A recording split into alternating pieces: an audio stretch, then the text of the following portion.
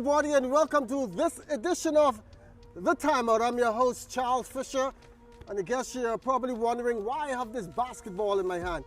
Today's topic, we are talking basketball and Hugh Campbell in particular, as it celebrates its 40th anniversary this year.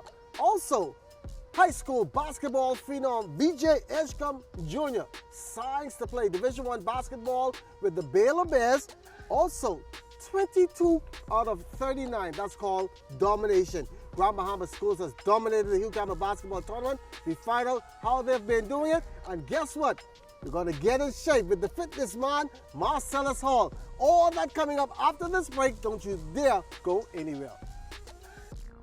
I'm Joan Davis-Roll, and I am excited. You know why I'm excited? Because Grand Bahama is about to bounce back. I am excited and committed to see Grand Bahama bounce back. I've started from ground zero. I've weathered many storms. Grand Bahama will bounce back. Hi, I'm Osmond Johnson, an attorney here in Grand Bahama, and I believe in Grand Bahama's overwhelming potential to bounce back. Hey, I'm Darren Cooper. I could feel it, I could see it, and I'm excited about Grand Bahama's bounce back. Hi, I'm Olivia Colley, and I am thrilled to be a part of Grand Bahama's future. I can see it. I can feel it. Grand Bahama, the bounce back. Hello, everyone. I'm Joan Davis-Roll, the host of a brand new and exciting show here on ZNS, The Bounce Back.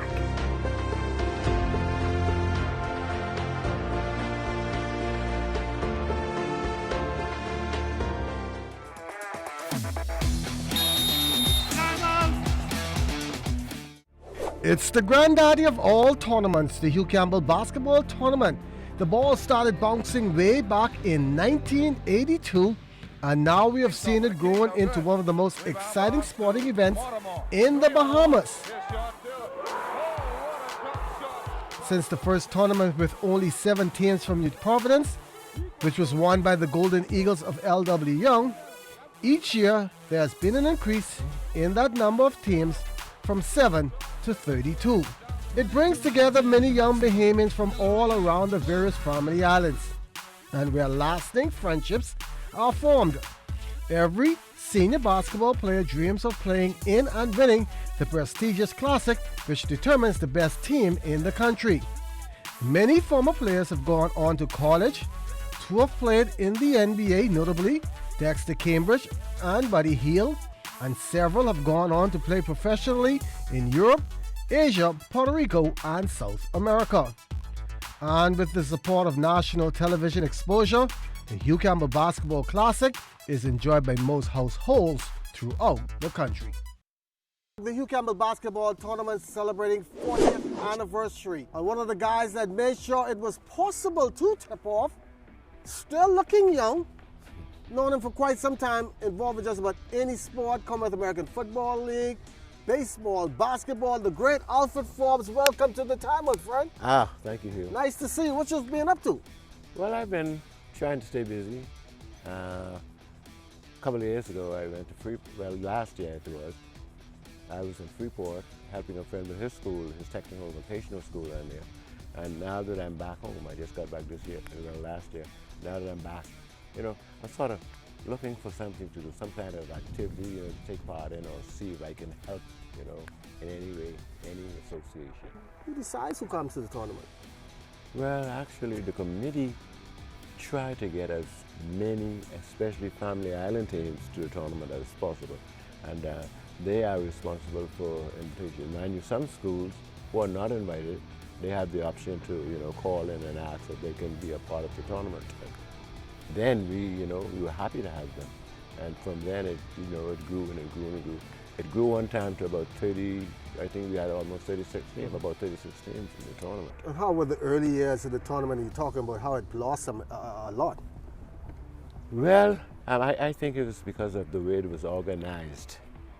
You just can't have a basketball tournament when people don't know when they're playing or who they're playing and all that sort of thing. So, well, I had some experience in sports and administration. So I made sure that we had a schedule, not only for every team, but we had a schedule for anybody who comes to the tournament. They can just go to the schedule board and see who's playing, who when, and that sort of thing. Every year we hear some controversy, this team not coming, this one not satisfied, but they still come, they still play, and the tournament will be successful every year.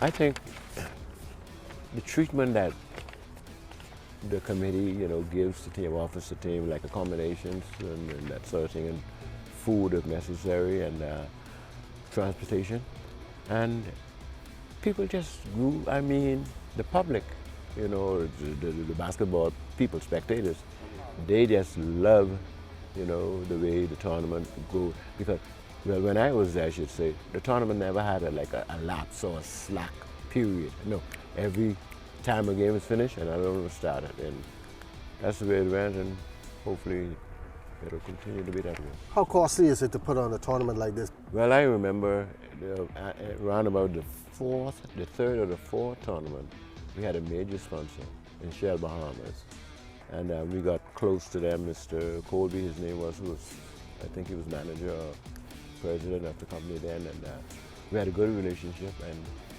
Shell alone sponsored us $30,000.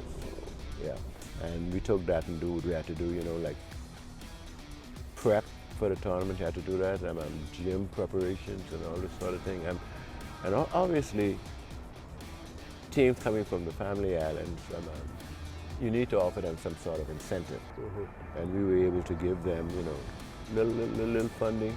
I remember one time, one or a couple of times, we gave every team player a brand new pair of tennis, Yeah, and they like that. And man, teams were so happy to come here. We had to turn away some teams sometimes, because we had too many. Especially I remember one time when the former Prime Minister, or the first Prime Minister, Sir Lyndon Pinland, he opened, the tournament, officially opened the tournament, and he said then that this tournament is the national basketball tournament for senior boys in the country, and we took that, to mean something good.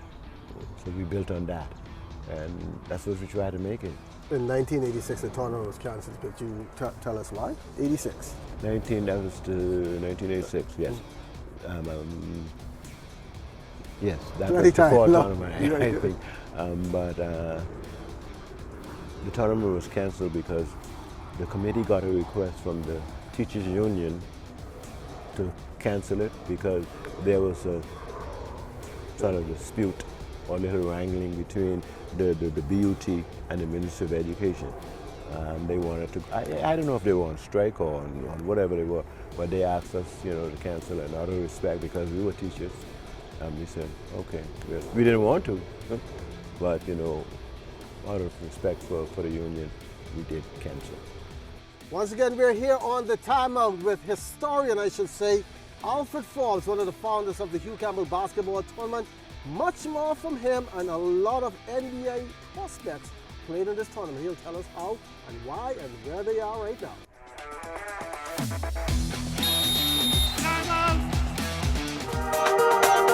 Welcome to a world of art, a world of entertainment, and a kaleidoscope of cultural expression. It's a new season of A&E Showcase. Allow us to take you on a journey and introduce you to the talented artists, musicians, and creatives who share their incredible stories. A&E Showcase.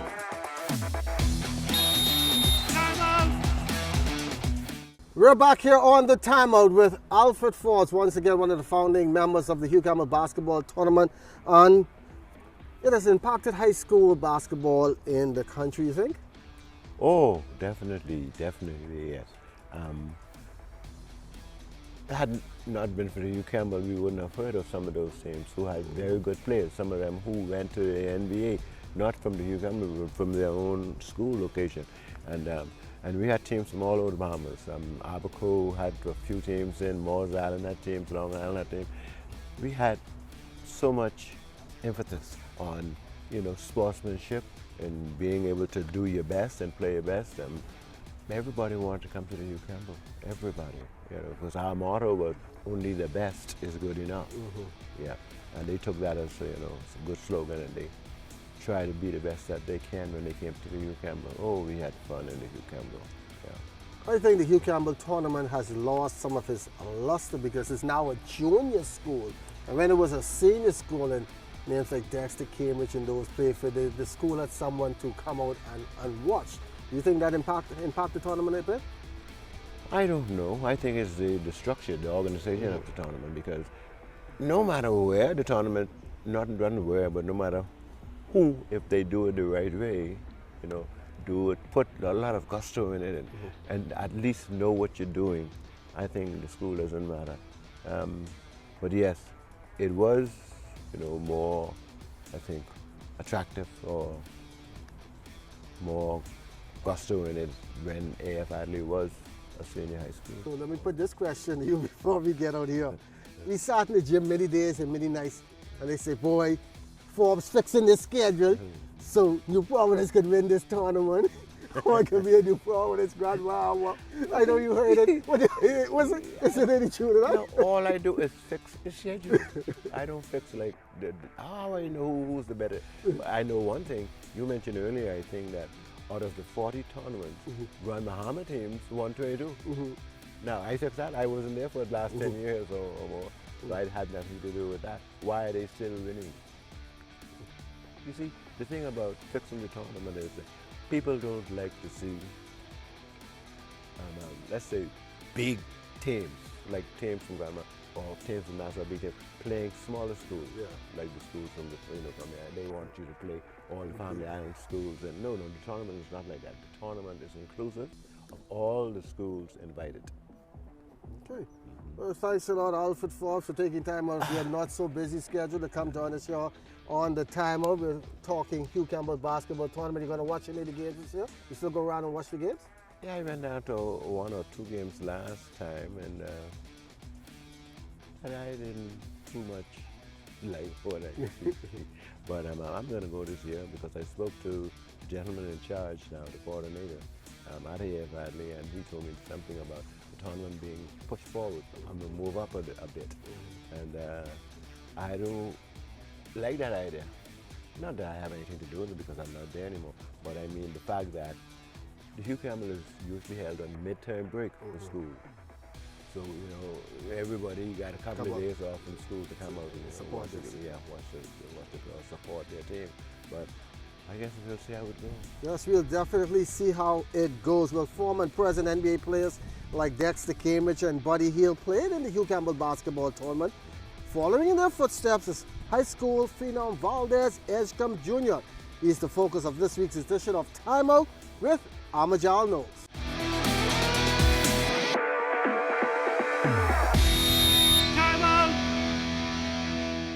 I'll be taking my talents to Baylor University. Go Bears, man. That was Valdez Edgecombe Jr., or VJ, better known to his family and friends, a 5-star basketball recruit recently announcing he's taking his talents to Baylor University. Oh yeah, VJ hails from the Bahamas, Bimini to be exact. Just like many of the best high school hoopers in the 242, VJ first showcased his talents to the national stage at the Hugh Campbell Basketball Tournament as a then member of the Gateway Academy Eagles. From there, I guess you can say the rest is history.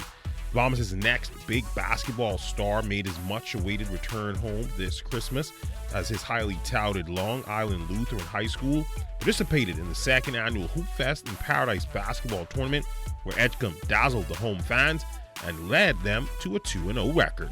Down here, but I mean, overall performance is to just come down here and win, to be honest. Show out for the family, show out for the fans, everyone in the Bahamas supported. The proud Biminite also spoke about being the first basketball superstar from that Family Island community. It's a lot to me, I'm gonna be honest. Having everyone in my corner, you know, being the first one from my island to like go this far and stuff. I mean, their support system is great. To be honest, they every step behind me, so yeah. And with nearly over 30,000 Instagram followers, it's safe to say VJ's profile has risen. But despite the newfound fame, he remains humble through it all. Blessing. I mean, I try to stay humble and everything. You know, fame. You know, everyone. You got plenty of people with fame. So you know, I just try to do stuff that separates me from others, do like the little stuff on the court, but just be a great person and everything. So yeah. With Edgecombe officially putting pen to paper and signing to Baylor University, next for him is competing in the prestigious McDonald's All-American game, as he was named as one of the 24 best high school players in all of America. For Timeout, I'm Amajal Knowles.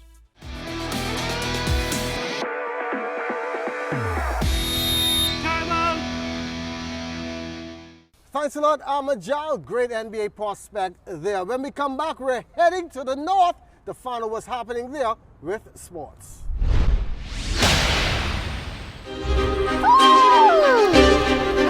Congratulations to the happy couple. Divorce is fault-based, so meaning that either the husband or the wife has to be at fault.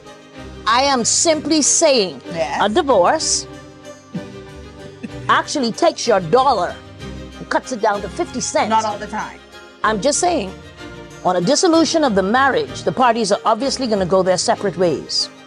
The question is, who is going to move out of the house and who will remain in the house? So there are several options available. Should he be made to still maintain that child who's been in the marriage? Or that Absolutely child and unequivocally. Really, Alex? I give advice and I tell people, I want you to know at the beginning, it is a traumatic event.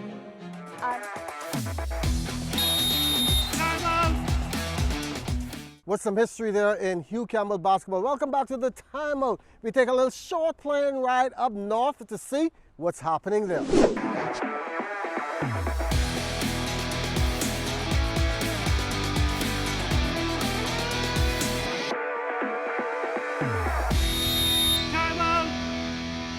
Here in Grand Bahama, the teams are preparing themselves to go through the playoff scenario, championships, and then focus on the Hugh Campbell Basketball Tournament. What is the recipe for preparing a team for Hugh Campbell? Well, the winningest coach in Hugh Campbell, Norris Bain, says it's a matter of preparation and getting the kids to understand what it takes to be special once you get on court in New Providence. The level of play in Grand Bahama is usually extremely high, especially among the top, and this year in particular, especially among the top 3 teams. And those 3 teams, if you look at them, are very disciplined, very well coached, and can play a multiplicity of styles of basketball when they get in. When we get in the Nassau, we can run. We can play the half-court game. We adjust really well to the FIBA style. And the coaching, in my opinion, is definitely some of the best in the country, which lends itself to being able to adjust during those difficult times during the Hugh Campbell. Big Murrock Blue Jays, also the BMES Warriors, Jack Hayward Wildcats, and the St. George's Jaguars will prepare themselves to be competitive in this year's Hugh Campbell Tournament. What's the recipe for success? Coach Darryl Sayre says you just got to get the kids to understand what they're there for. We always try to prepare our teams to be at least 10 points better than the best, what we consider the best team in New Providence, to have any chance of making it to the finals. And that sounds funny, but the fact is you want to be so good and so precise in what it is you do that whatever happens, whether it be on or off the court, officiating or not, players or not, that your team has at least a fighting chance and not to be sped up with the type of style that New Providence play, which is a little different from what we play. The Sunline Stingers are the defending Hugh Campbell champions. Shea Philippe is the head coach. He understands what it takes to get to that level of play, getting the kids prepared, and this recipe is simple. Play hard. I think over the past years, well, back-to-back years now being the Hugh Campbell champions, one of the key things that worked out in our favor was the ability for us to play a lot of basketball. When I say that, I think we're at an advantage in Grand Bahama. We play the Tip-Off Classic, we play the Tabernacle Tournament. Some teams travel in the U.S. And by the time Hugh Campbell come around, we already have about 15 or 20 games under our belt. And that's been proven to be beneficial in the long term because we're not trying to figure out different identities. We're not trying to figure out who we are. At that time, we already know we got our main guys, who's our scorers, the guys who are going to be able to rebound, our leaders on the court, guys in the locker room that are going to be leaders. And so that's been very helpful for us. And I think in Grand Bahama, it's just a better brand of basketball, so to speak. I had an opportunity to live in Nassau. I played high school basketball in Nassau. I coach in Nassau. And so our style playing American high school rules enables us to kind of play at our own pace and not the FIBA rules where it's kind of like an aggressive style of basketball. So I think that's been an advantage for us over the past couple of years since being a coach at Sunland. Going into the Hugh Campbell this year, obviously, a lot of tension is on us. Being the back-to-back champions, a small school like Sunland, just about 500 kids, and so we're focused on the mission. It's one game at a time. We understand that we have a very, very good team with 3 really good guards, Edwin Ferguson, Kelly Dinage, and also Jermaine Woodside. And so our guard play has always been good in our championship years, and we can expect to put on a show. We want to go out there and hopefully get a three-peat as far as Hugh Campbell champions, and so we've been putting a lot of work over the past year, and so we're confident that we have the manpower, we have the skill set to be able to come out and be back-to-back champions. The young men that will play in this year's Hugh Campbell Basketball Tournament understand what the picture is. They are representing all of Grand Bahama, and they want to leave their best on the floor. It's going to be a wonderful tournament, and believe you me, Grand Bahama, a game is going to be tough to beat. In Grand Bahama, I'm Ricardo Lightborn. See you at Hugh Campbell.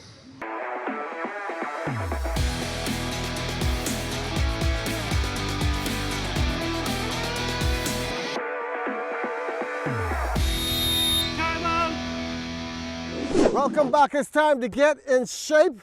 Talking about getting in shape, I once tried out for my high school basketball team, but was the 16th player, so I was cut. But Marcellus Hall, he played basketball in his years, and you'll see why he is still in shape with this Fitness Minute.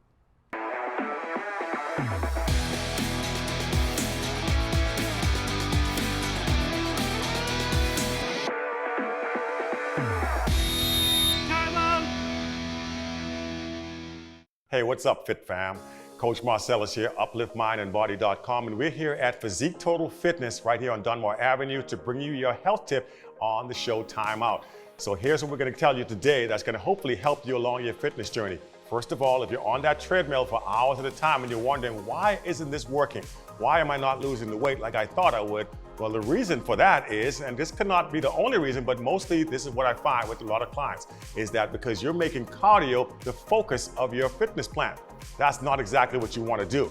All right, what you want to do to get those best results is to make sure you incorporate strength training. I'll tell you why that is. See, when you start to do lots of cardio, what happens is your brain gets that signal, cardio, that's what we need to do. We got to get our heart stronger. So what it does then is it starts to pare down. It starts to become more efficient at doing that. And so it says we don't need strength, so it starts reducing your muscle. So you'll notice a lot of times runners and everything else, they may be slim, but they don't have that musculature. They don't look lean. They don't look necessarily fit. The reason is because their body has reduced the muscle to make it more efficient at cardio-related exercises. So a way to counteract that is to make strength training the main focus of what you're trying to do. That means getting in there, getting that strength training in with weights or some type of resistance in order to make sure that the body in that starts to build muscle and makes that adaptation, and then you incorporate the cardio aspect of it. No more than 20 minutes at a time. That's going to be the most effective way to get it done. And I guarantee you, with some nutritional adjustments, that's when you'll see those amazing results. All right? So keep that in mind. Again, more strength training, cardio added in, and make those adjustments to your nutrition. I'm Coach Marcellus Hall, Uplift Mind and Body. We'll see you again next time. That's going to be it for this edition of The Timer. We'd like to thank our special guest, Alfred Forbes, for taking time out of his busy schedule to join us here. Hope you had a great time. I hope you learned a lot. And we'll see you on the next edition of The Timer.